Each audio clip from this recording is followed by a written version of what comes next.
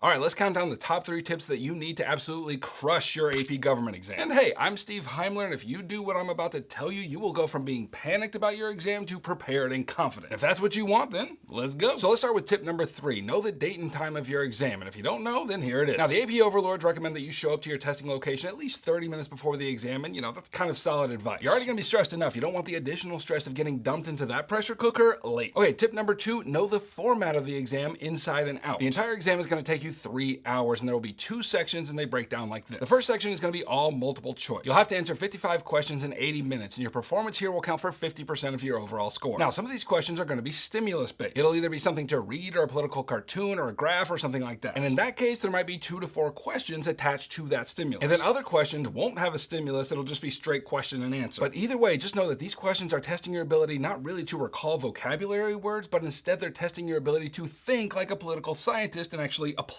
these concepts. Okay, now the second section has all the writing. You'll have to answer 4 free response questions, and they're going to give you 100 minutes to do so. And this part counts for the other 50% of your score. Now, these questions aren't going to come out of nowhere. They actually tell us what kind of question each of these will be. The first will be the concept application question, which they give you a scenario that you probably don't know, and you have to apply it to a concept that you do know from the curriculum. The second will be the quantitative analysis question, in which they give you some kind of data to look at, and you have to interpret it and write about it. The third question is the SCOTUS comparison question. And then here they're going to give you a Supreme Court case that you don't know and then ask you to compare it to one of the required cases that you do know. And I'll get back to that in a minute. Now, for each of these 3 questions, they recommend that you spend 20 minutes on each of them, and that's a good recommendation. However, if you really know your stuff, you probably won't need that entire time. And it's up to you to budget that time, so keep an eye on that clock. And that's important because of the fourth and final question you'll see in this section, the argumentative essay. They recommend that you take 40 minutes on this one, so make sure you have that kind of time when you get into it. For this question, they're going to give you a prompt, and you just have to start pulling information out of your brain folds and write about it. Additionally, they'll give you a list of 3 required documents, and you have to choose one to support your argument. And then for your second piece of evidence, you can choose either another one of those documents or another concept from the course. And finally, the first and most important tip to prepare you for your exam: study smarter, not harder. And let me give you 3 guidelines for studying between now and then so you don't waste your time. First, I cannot emphasize enough just how important it is to get the content of this course down. And yeah, I know I said like 60 seconds ago that all these questions are going to be testing your ability to think and not recall vocabulary words, but trust me here. If you're shaky on the skills, but you do know the content of the course, like the dry skin on the back of your hand, then